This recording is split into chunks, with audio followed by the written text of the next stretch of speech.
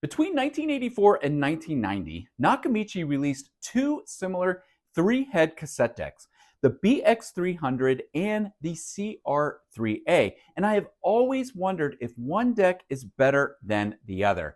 Well, I finally have both, and in this video, I want to compare the features and sound of each and try to determine which one I like better and will keep in my system.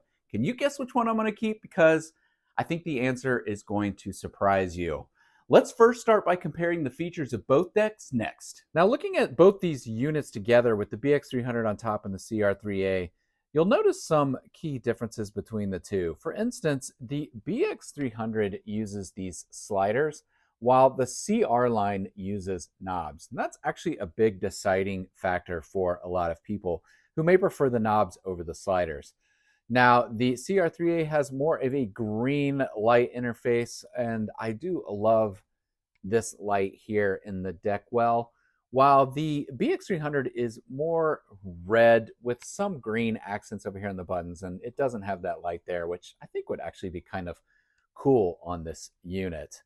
Now, one of the major differences between these two is that the BX300 has a pitch control knob right here, while the CR3A does not have a pitch control knob whatsoever. Now, the real major difference between these two units isn't visible via the front, but it's very important and worth pointing out, and that is the BX300 is 50% direct drive, while the CR3A is 100% belt drive. Now, that doesn't mean the 300 doesn't have belts. It does. It means that the capstan motor in this is direct drive, while the CR3A is 100% belt drive. Now, this capstan motor being direct drive in the 300 helps lower the wow and flutter. For instance, the rating on the BX300 for wow and flutter is just 0.027%, while with the CR3A, it's 0.06%. One final quick thing to mention is that the BX300 often has an idler tire that's rubber on the inside. That wears down and it makes the rewind and fast forward functions not work properly. Now, I've had some CR units that do have a rubber tire and some that come with a plastic gear. So it's kind of a gamble, but you may get lucky and just get a plastic gear with the CR3A, and then you won't have to replace that idler tire over time. But it's almost guaranteed that you'll have to replace it with the BX300. So is there a major sound difference between these two units? That's what I want to try to figure out in order to determine which one of these I want to keep. Now, I ran two tests, the first being I just listened to a commercially released Type 1 cassette and tried to hear any sound differences. The second is I made a recording on each deck, played it back, and again, listened for any differences. Now, there are tons of variables here, and I tried to control for as many as possible. Both decks are running through the same preamp and amp. I'm even using the same grade RCA cables for each. But there's some variables that come with vintage gear that I just can't control for. For instance, I bought both of these decks used. I really don't know how much wear and tear are on each of the heads in the units. So I just did my best and made sure I could control for what I could, and then did both of these tests. And I found some interesting things. The first thing I discovered when listening to REM's Automatic for the People is that the CR3A's decibel level was lower than the BX300 when the volume was the same on the preamp.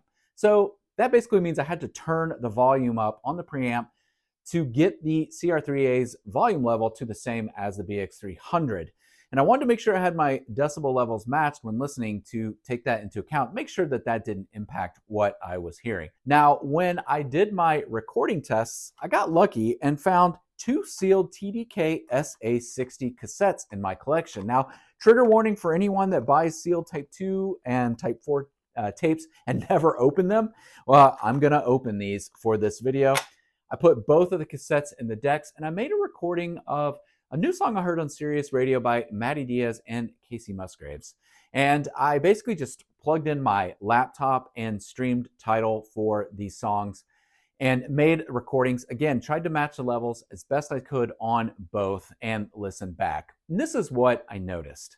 With the BX300, the playback was a little bit more musical and just kind of fun, a little punchy, if you will, and the vocals especially were more forward. Now, I actually preferred that sound with the BX300 over the CR3A, but it's not to say that the CR3A sounded bad. I do think if I had the CR3A and had never heard the BX300, I would be over the moon with how it sounds. Now, both of these decks made excellent recordings. In fact, I have played recordings that I made back on both decks, and each time my wife has thought we were listening to CDs. That's how great the recordings have on both of these. So I don't think that one is necessarily blowing the other out of the water when it comes to sound performance. But those were the subtle things that I heard. And I'm wondering if it has something to do with maybe that 50% direct drive feature that the BX300 has over the CR3A, where it's reducing that wow and flutter. Maybe that's playing into some of the playback that I'm hearing. But overall, I do think I preferred the BX300 sound just slightly over the CR3A. Now, one of the reasons I love making these YouTube videos is because there are people out there with a lot more experience with these decks than I have. And I'd love to hear in the comments below if you have experience with the BX300 and the CR3A, and if there is one that you prefer more than the other. Now, Nakamichi collectors will probably tell you, and I'll agree with them, that the sound difference between these two units will pale in comparison to if you go further up the Nakamichi line, say a CR4 or a CR7. Do we even mention the D word? Dragon. I don't know. Those units are a bit out of my price range. I very rarely see CR4s for sale, and I think I found one recently on eBay. A couple maybe. It sold for like $800.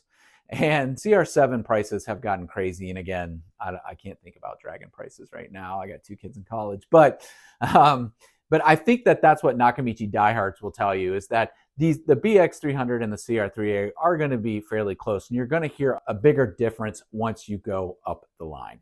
So which of these decks am I going to keep? I've thought about it a lot, gone back and forth, and I've decided that I'm going to keep them both. Oh, that was kind of a jerky thing to do. I'm sorry. But I have some reasons why I want to keep them both.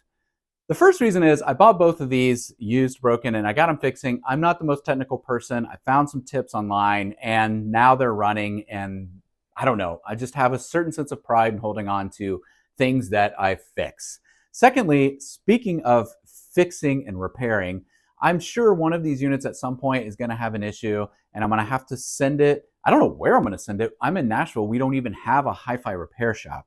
So while I'm waiting to either figure out how to fix that one myself or find someone that can fix it, I'll have a backup unit to sub in. If I were to choose one immediately, I would say I'll probably use the BX300 more than the CR3A, but I want to make sure I'm still using the CR3A often, because both of these units get dead motor spots. There's oxidation in the motor that basically keeps them from running properly. You got to get in there and clean it out, and it is not fun. I've done it. Ugh, I don't want to have to do it again. So the CR3A is still going to get used just to make sure that I don't encounter that issue anymore. Now, what I could see myself doing is maybe keeping these until I find an even higher priced unit, whether it be a 4 or 5 or 7, something along those lines. If I can find a really great deal on those, which is hard to do these days, I might buy one of those and then sell 1 or 2 of these off to help pay for that one, which is basically how I buy all my vintage gear. But for now, I'm going to keep them both. I've just really enjoyed using them. These Nakamichi decks really make my cassette collection sound fun and a lot different than what I remembered when I was growing up using cheap tape decks or, heaven forbid, boom boxes or something along those lines. I, for a while, just had written cassettes off as sounding horrible. These Nakamichi decks really brought life back to that. And the recordings I'm making on these, now that I've really actually learned how to make a proper mixtape, which I didn't do when I was in high school, but now that I understand how to do that with a great type 2 and a little bit of bias and just tuning everything in right, man, they sound amazing, almost as good as CDs. And that's been a lot of fun for me recently as well. So I'm holding on to both until something else better comes down the line. Well, I hope you've enjoyed this video.